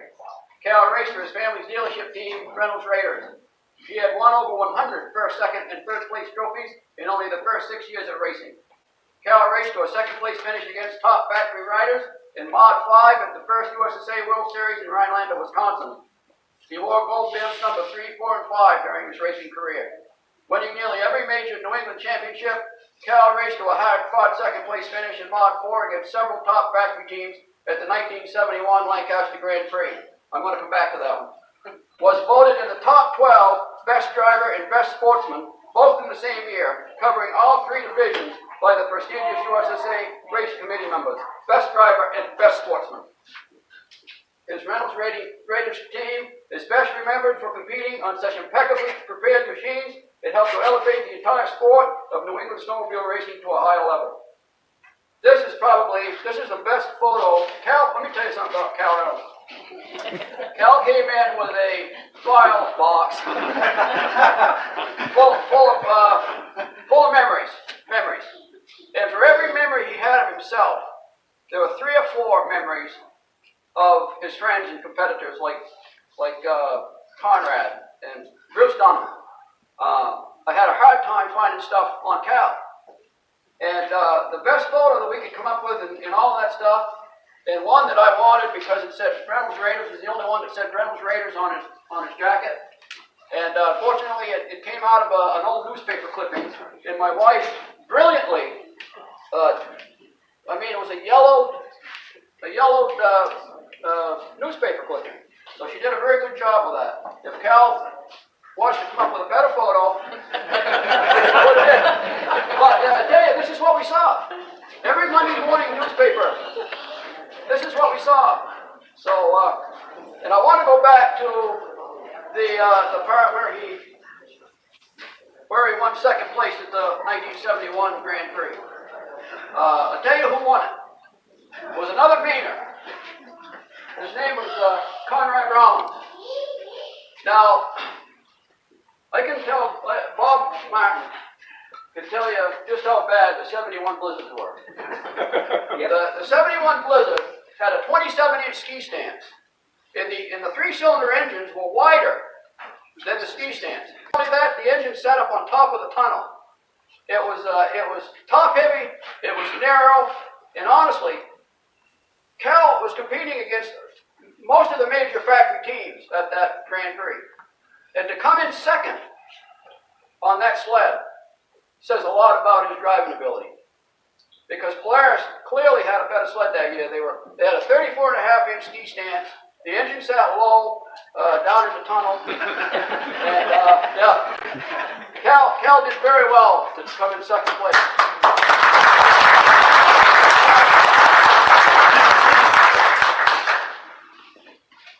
Am I supposed to give a speech? You can. Well, I guess the first thing I want to do is, number one, that cost me $1,000 to get that pigeon back. I want to thank you for all the effort you're putting into this, and I don't know who else is doing it, and we really, really appreciate it. And Paul, I don't know, to make this facility available for us, we just can't thank you enough. Thank you. I don't want to get emotional about it, I can't help it. I've been calling Louis. Yeah. But my claim to fame really is that I've been blessed by every top driver in this room, which means everyone in the all top drivers. Any given weekend, you could get your butt whipped. And there was a lot of good riders back then. If they had everything going in the right direction. I remember one time at Bangor, and I went down there and I said, Louis didn't show up. I got it made. I come out of Aroostook County on a skidoo. He's standing over there at Tom Peters. And he gave me the race of my life. I rode the bankings. I rode Timberland machine because Bobby fought together. And I rode the banking.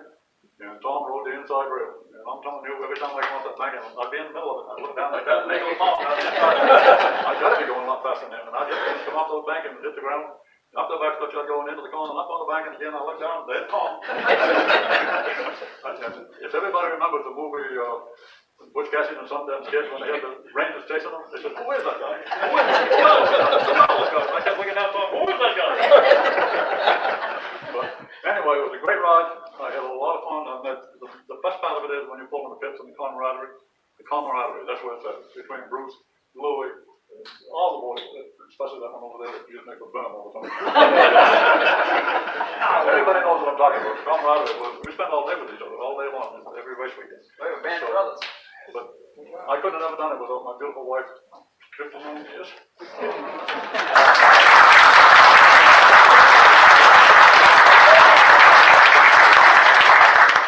She's in boy. She was only 18 years old. And there's my pit man over there, Steve Reynolds. He was 10 years old. He was my number one pit man. Steve. And the lovely girlfriend, Melissa. So anyway, thanks everybody for coming out, and I thanks for all the accolades and all the slaps on the back and everything. It means a lot to me, and I'll treasure this forever. Thank you. Yeah, and what a moment that was. What are your thoughts on that, Midge? Wonderful. Yeah. Calvin is one of the nicest, most generous human beings I've ever met in my life.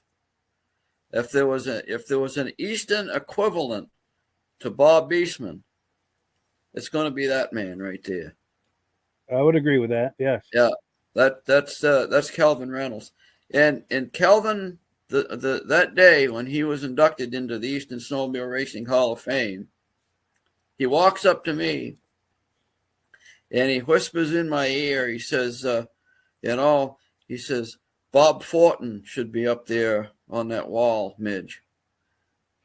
And I says, well, Paul and I were talking about that, and we were thinking that we should maybe do the ones that are still living first, and then do the ones that have passed away, after we get some of the ones that are still with us, so that they can enjoy this, because of course everybody was getting older, and he says Bob needs to be up there more sooner than later. So with that, I just talked to Paul, and from then on we would do 4 people that are still with us, and always do one that had passed away. In the next year, I did Bob Fortin. That's the type of guy that Kelvin is. Thinking about somebody else at his own induction. Thinking about others. Yes. Yeah. Thinking about other people. Yeah. Yeah. Truly classy guy. And I was able to catch him for an interview afterward, and just a wonderful interview and wonderful guy. Yeah. Yeah. Yeah. Couldn't agree more. Yeah. No. And incidentally, in case people didn't put this together, Midge is the founder of the Eastern Snowmobile Racing Hall of Fame. And that's the co-founder on the right there is Paul Crane. But good stuff right there. This is our second induction here. This was only our second induction. 2018. Yeah, there's a lot more of them on the wall now, people. If you want to come in at Paul's museum, there's a lot more plaques on the wall now. Yes. Yeah. Now, in fact, we had to move that Skidoo sign further to the left and move everything over and make more room. And we have them across the wall behind Calvin there as well now. Mike can tell you that. So. Yes, the wall is very, very impressive now. There's a lot of people up there. Yeah. Yeah, it's really turned into it's kind of taken on a life of its own, the whole Hall of Fame experience. Yes. Yeah. So next up, we've got the first appearance that Rob made on the podcast. And you probably noticed that Rob is missing tonight. In case you're just joining us, he was having some technical problems early in the podcast, and we just could not get them resolved, which is really unfortunate. But he is watching from home, so I want to make sure he sees this. This is his first appearance on the podcast, because he and I had been talking for weeks, months before this, just throwing ideas around about possible collaboration ideas. And this was the 10th of February, 2022. And he came on to do kind of a quick trivia question. And he was just on for a couple of minutes. But let's take a look at our the first time that Rob's face appears on this podcast. Bring Rob on. How you doing tonight, Rob? Hi, Rob. Hi there. Hey, I love your snowmobiles. That's a nice collection. Yeah. Yeah. Sure. Yeah, vintage shows out here are getting bigger. Are they? Yeah, we're growing. Even our vintage racing, more people are showing up. Well, we've kind of done the opposite. Our vintage shows have kind of morphed into all the vintage racing. It's just incredible how the vintage racing is just on the rise. Yes. Yeah. Shows so much, but the everybody wants to come out and see the old metal come out. Yep. Mm-hmm. For sure. Yeah. In the East, it's on the rise as well. All of the shows are well attended, and there's a lot of new shows popping up too, and even those are well attended. Right. Yeah. I think a lot of it stems with who's in charge, who's doing what, who's got time to put these things together, because it takes a lot. It takes a lot of effort for somebody to put an event on. It is. Yeah. And the expense of the trophies and everything. And yeah, we had a vintage over race last weekend, and this week we've lost the track now. It got so warm we can't even go out in the ice, and they're hoping to have another race in 2 weeks' time. So we had that happen with our Glenwood, Washington event. It track was there, and then it wasn't. Yep. Wow. All right, so let's get into the trivia question. We're going to pop up the official trivia question graphic. This is Rob, the oil guy. Rob Hilditch is going to be doing a trivia question for us. Here's his information. He's an AMSOIL dealer. So if you're in need of some AMSOIL products, this is the guy to call or email. His number and email address is there on the screen. Plus, there is a link to his website in the description. So we do encourage you to patronize him. And let's go right into the trivia question. I'll let you ask the question, Rob. Okay. When we started this question out first, we had a little bubble. There were some people that we thought that might have been in this category, but not. So maybe you can figure it out. We want to know what 2 pairs of brothers have won the Eagle River race in the pro class. Now, there's probably some people in the junior class that were brothers, but we're just doing the pros. And it's got to be 2 brothers. And we went back from day 1 right up till this year's. So if anybody can figure out that, send it them up. And we're going to put up a couple of prizes for the people. First, one of the prizes, we're going to send them. Oh, let me change screens here so we can put that full screen. There we go. There's one prize. We're going to mail one of the people a hat. And since it's still winter, the other person is going to get the Amsoil toque. Nice. And if anybody wants any decals, just send a message. We'll send you decals free. Nice. Anyway. So anyone who knows the answer, we're going to ask you to leave the comments in the comment area, and we're going to go through after the end of the podcast and take all of the winners, and we're going to pick the top 2 out of the hat, so to speak. And those are the 2 people who are going to win the hats. And we'll ship the prize right to you. Absolutely. Wonderful. And then I'm going to pop your graphic up again. Let me just scroll over to it. So if you are in need of Amsoil products, this is the guy to call or email. And you can also visit his website. There's a link in the description. We encourage you to patronize our good friend, Rob Hilditch, who's kind enough to come on here with some prizes and trivia questions. And we really appreciate that, Rob. Okay. Good luck in answering those questions. All right. Well, thank you so much for coming on, Rob. Keep up the good job, Mike. We enjoy your show. Well, thank you so much. Thanks for coming on. Bye-bye. Yep. Cool. Yeah. So that is Rob's first appearance on the podcast, and we very much appreciate that. And he's been with us pretty much since 3 or 4 years. I'm too lazy to do the math in my head, but he's been with us for a long time, and hopefully continues to be for a very long time as well. Now, as you can see, we're having connectivity issues tonight. Let me make sure that I'm still connected to the internet. It looks like I am. We've lost Rob and Midge. So it's just yours truly here tonight for the 100th episode, which is really disappointing because I wanted to celebrate it with them, but at least we have the viewers to celebrate this with. So the next clip we're going to look at is part of a history video that Midge and I did with legendary Eastern racer Claude Hebert. So we're going to play this clip, and we're going to learn about Claude Hebert, and a lot of this will speak for itself. I could give you his backstory, but he's about to give it to us. So let's take a listen on this.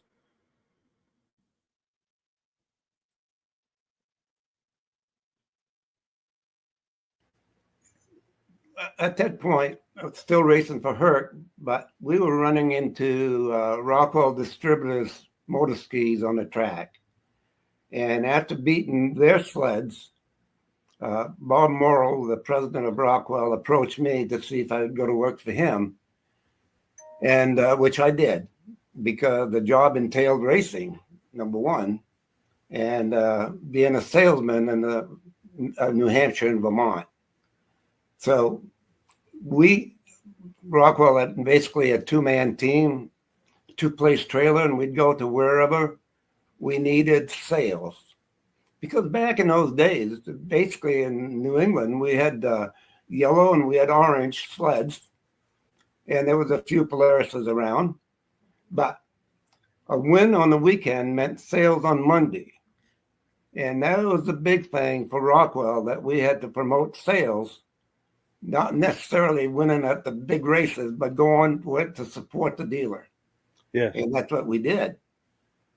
So as time went on and Rockwell expanded their team, and during that same period of time,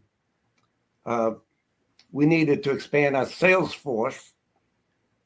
I had a friend in Colebrook, New Hampshire. His name is Bruce Bryant. And I had known him for a number of years. He was also my local barber.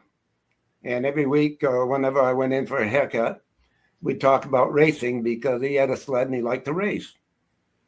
So Bob Morrill said, why don't you ask him if he would like to race for us and be a salesman? So Bruce came on board with for sales and racing. And he's a big man. He's as big as Conrad, yeah. Yeah, he carries a lot of weight. No, is this Bruce here from back in the day? Right there. Bruce could outmaneuver a sled, with a weight, because he had the leverage for a 793 narrow stance motor ski, he had the weight to keep that thing down on the ground where I could not. And then shortly thereafter, we hired a good friend of mine from the past, was Dave Pickard, to come to work for us. I've got images of him too. Let me find one. One older one of Dave, yeah. And then here's a lot of snowmobile dealers will know Dave and Dave's name because so you came to race for Rockwell, and it wasn't long that Timberland approached him to race for Timberland. So he was in demand, it sounds like. Yes. And after this story goes on a few years longer, and then I'm jumping ahead of myself here, but as time goes on and Rockwell is no longer Motor Speed distributor, Bruce Bryant and I both went to work for Artie Cat. And then a couple of years later, I went to work for Kawasaki. And I needed a sales rep in New England. Well, Dave came to work for us on the road in New England. He was also with Chaparral. He was with 2 or 3 different sleds, but he had a lot of dealers and a lot of dealer knowledge. And the guy, he had personality like galore. He was one of those guys that once you met him, you'd always remember Dave. So yes, wonderful memories there with Claude Hebert, and Midge is back, thankfully. Any quick thoughts on that, Midge? Can you hear us, Midge? Yeah, I missed half of it, Mike. I missed most of it, actually. I was locked up way back when we were talking about Calvin, and you said we're going to go to Rob. I was locked up. I couldn't. When you went to Rob, all I had was Calvin in the other lineup. Oh, I shut it down to reboot it, and guess when it was time to update the computer. Oh no. The computer. We were just talking about Murphy's Law earlier. Do the update. So I'm back on. Yeah, we were just talking about Murphy's Law earlier, weren't we? Comedy of errors tonight. It sure is. It sure is. And we've got another one we're working against.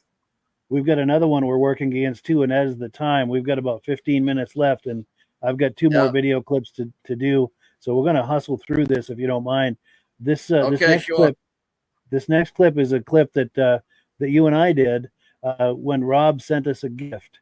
So rather than tease you about what's the gift, let's just play this clip and we'll react on the other side. Okay.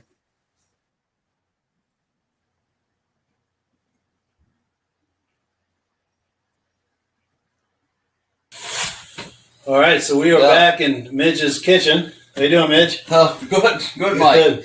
Yeah, Rod gave me a gift here that Mike brought down to me, and we're about to unveil it. I don't know what it is. Yeah, we were here just a few weeks ago doing some video, and we did a video message to Rob. I did. I'm an AMSOIL.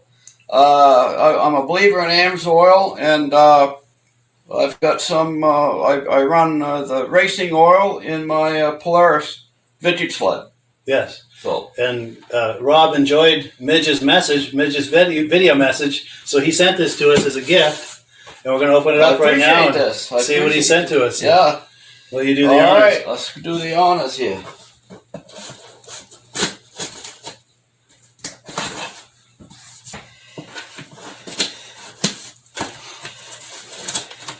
There you go, Mike. Cool.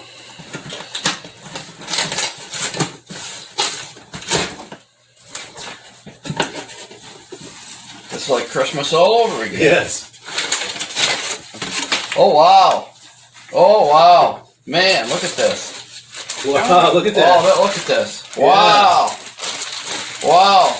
Now, there's 2 in there, one for each of us, and he said one's an XL and one's a medium. Is medium a good size for you? Yeah, I could probably take a small or a medium. Oh, good. And that's the medium right there, I think. And this is the medium. You want to put what? XL. Okay. Yeah. So we put them on, and Yeah, let's try it. Show them the merchandise. Absolutely. Yeah, thank you so much to Rob. Yeah. Yeah, Rob, thank you very much. And there we are. Oh, yes, let's get a shot of us. Oh, hoodies. Yeah, it's a hoodie. Look at me, dear. All right. Nice. Okay. And we'll put them on. Yeah. Oh, nice and warm. Don't you wish you had that earlier? Yeah. Yeah.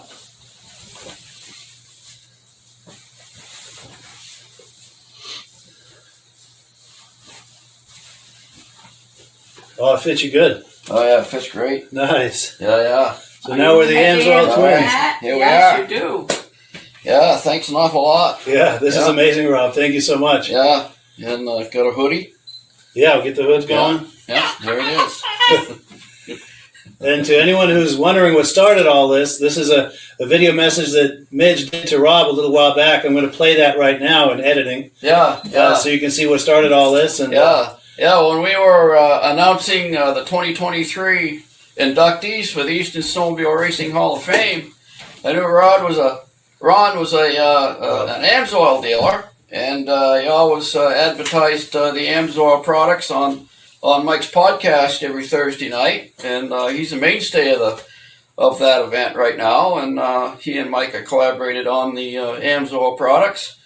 So I thought I would throw a pitch his way, and I brought up my little gallon jug of racing oil, Amsoil racing oil, that I use in my Polaris sled. So and he appreciated it. Yeah, I guess sure. so. Yeah, and it's a very nice gift, and I appreciate that. For sure. So yeah, gotta love those hoodies. I'm wearing it tonight. That's right. That's right. And I would be wearing it too, except I'm in an upstairs bedroom and it gets really hot up here, so there's no way I could wear that. But I wear it out, and my girlfriend loves to wear it too. But yeah, thank you so much to Rob for that. We really appreciate that. And Rob said he's watching. In fact, here we go. He's making comments. Cool deal. Cool deal. So we've got one last video clip, and it's going to take a minute or two to set it up. And I'm glad I think we've got just about enough time. So this last video clip involves Midge. And where do I start with this? I want to go back to the very beginning as to what motivates Mike to do these all this vintage snowmobile stuff on social media, the videos and all the rest of it. It goes back to a few different things. There's a few pieces of that puzzle. The first one, of course, let me get to the right screen. Got to thank this man right here. This is my father. And if he hadn't gone all in on snowmobiling, specifically Arctic in the early 70s, none of this would be happening right now. So we owe him a huge debt of gratitude for doing that. And then the other part of that is we used to do a lot of trail riding with the Page family. This is the Page family, the Page kids all grown up with their mother. Now, we were just viewing Claude Ebert a little while ago. That woman in the front is Claude Ebert's cousin. And that's their mother. She passed away a few years ago, sadly, in her 90s, early 90s. She was like an aunt to my brother and I when we were kids, and just a wonderful friend all through the years. And those are the Page kids all grown up. We used to do a lot of trail riding with all of them. Here we go. We've got the Page kids and their spouses now, all grown up. Here's a picture of my family. This is probably the last Christmas we were all together before my dad passed. And then, of course, of all the Page kids, I was closest in age to Clark, the gentleman there on the left. And here's another picture of him. And sadly, we lost him last December. This is his wonderful wife, Jolene. And I won't lie, it was a big loss to lose him. He and I were the closest in age of all the Page kids. We did so much together, namely a lot of snowmobiling. When the two families weren't trail riding, he would come by on his father's Panther, and I would jump on, and we would ride all day.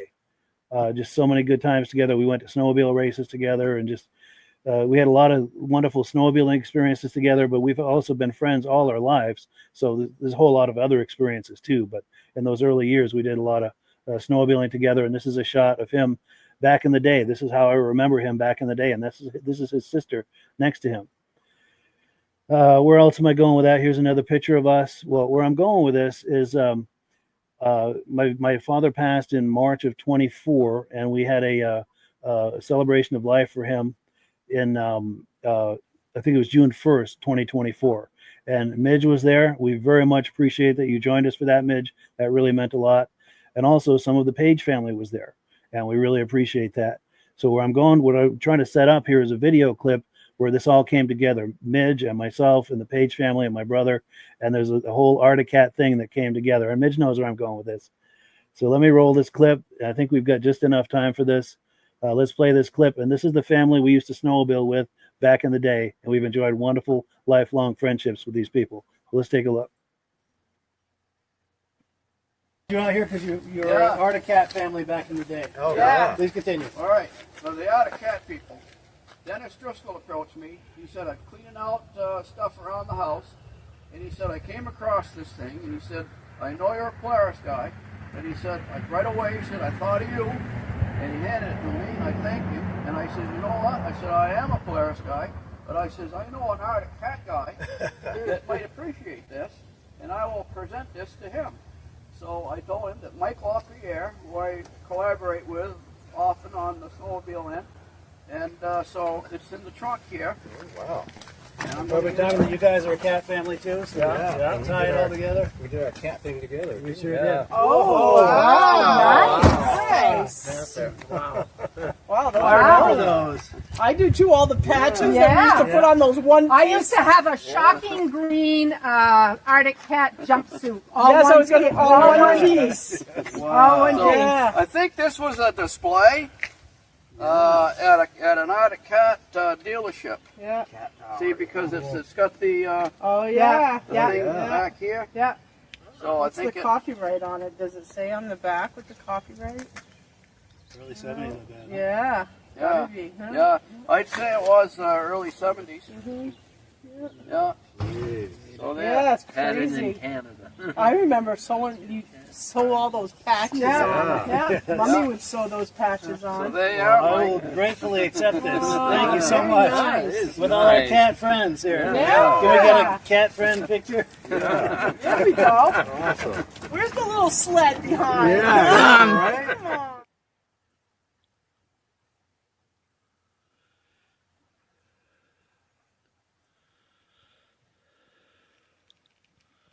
So yeah, there are all the cat patches on that board, and those patches are behind some plastic. So there's no way to really adjust those without destroying the integrity of that. But one of the things I wanted to say real quick, these are the Page family that showed up that day. Now my friend Clark I was talking about, he was living down in Virginia at the time, so he wasn't able to make it up.